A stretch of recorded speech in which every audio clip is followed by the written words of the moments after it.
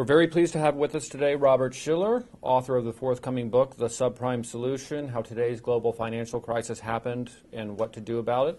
Many thanks for being with us. How did the global financial crisis happen? Well, this is a rare event. We haven't had crises like this very often. It ultimately derives, there's many proximate causes, like what did our Federal Reserve do or other central banks do. But the ultimate causes, I believe, lie in people's minds. And this is something that economists traditionally have trouble with, the inconstancy of our thinking. So we emerged in the opening years of this 21st century with a very optimistic outlook, an outlook that encouraged people to borrow heavily, to buy homes, to allow themselves to get deeply in debt, and that encouraged various of our institutions to disregard the possibility that anything could go wrong. So we put ourselves in a challenged situation with regard to economic risks. And now the unforeseen is happening. The ultimate cause, though, is in our general economic culture and our ways of thinking and our complacency that's developed. How is the current crisis related to the 90s stock bubble, which you analyzed in Irrational Exuberance? The recent experience in the housing market is actually, in some sense, a second wave of enthusiasm that developed in the 1990s with regard to the stock market. The stock market bubble of the 1990s represented a profound change in our way of thinking.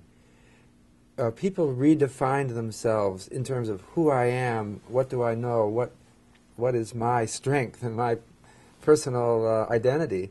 During the 1990s boom, people began to feel that they continued to lose their sense of labor solidarity, of the importance of hard work and loyalty to others' real interests. We became more of a culture of investors and winners, and our identity began to insist that in order to establish ourselves as good people, we had to make a lot of money in investing.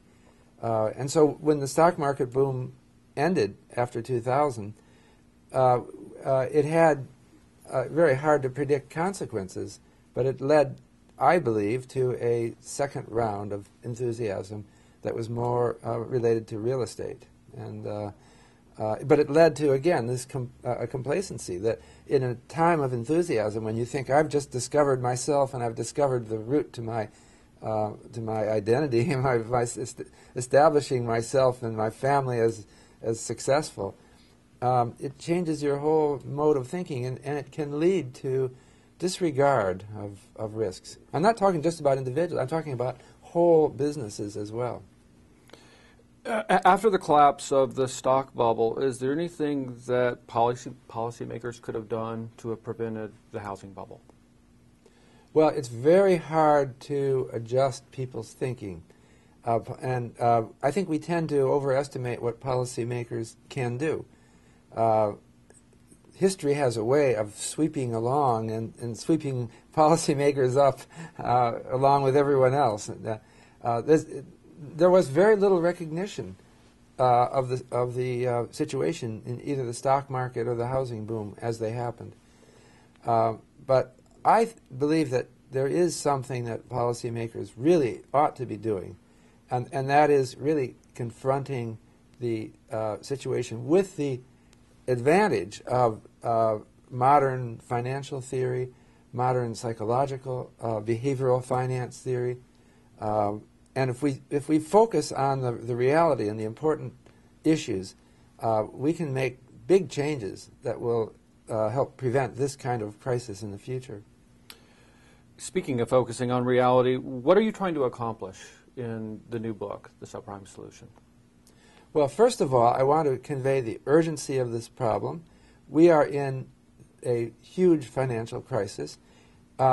it's a crisis that most of our leaders couldn't see. They couldn't see the origins of it. And so they continued to minimize it and say it'll be over soon.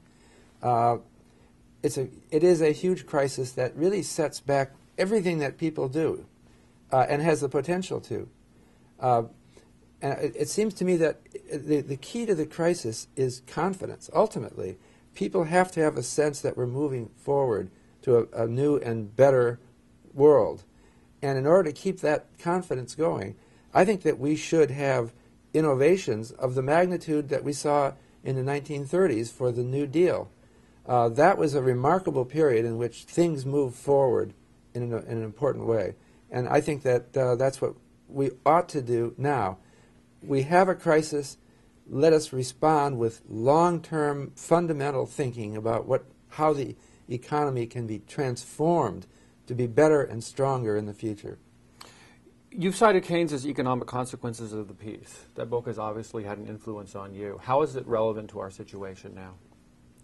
Keynes wrote Economic Consequence of the Peace in 1919 after he resigned from the British delegation to the Versailles Peace Treaty for World War I. And that was a very profoundly important book for his time.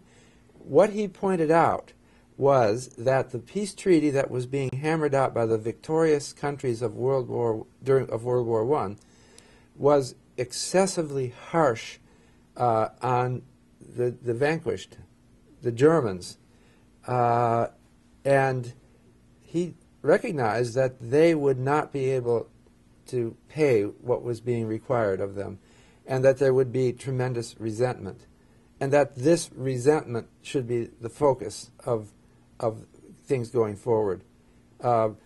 He was proven right after the fact, because resentment, as we know, led to the rise of the Nazi Party, and it was a major cause of World War II. After World War II, that's when Keynes had his influence. Nobody listened to him in 1919. After World War II, we instituted the Marshall Plan, which was to help Europe rebuild, including Germany, help Germany to rebuild. And it led to a sense of cooperation and mutual generosity that is bringing on the good situation we have in Europe and the world today. I see a strong parallel to that recently. Right now, the Dodd-Frank bill in Congress, which is one effort to bail out homeowners, is suffering a lot of political resistance. And there's a lot of people who are saying, let's not bail out homeowners, because that creates a moral hazard. It creates a situation where they might not learn from their mistakes. And so we have to let these things play out, and the result will ultimately be stronger. That reminds me of the kind of discussion that was going on in 1919. All right? What they were saying is, let's not help the Germans. Let's let them learn the lesson for having been aggressors in World War I. But the problem is, it becomes an injustice that people deeply resent, because, okay, we impose heavy reparations on the Germans, and who are we punishing? Lots of innocent people. You can't blame a typical German for World War I. They were swept up in it just like everyone else was.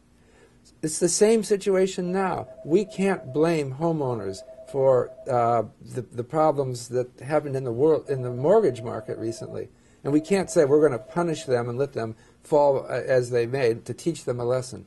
That's the wrong thing. So that's why I think the lesson really is that we have to be generous and sympathetic and recognizing the complexity of the problems that were raised by the current crisis, and not dealing in any harsh or hard-handed manner.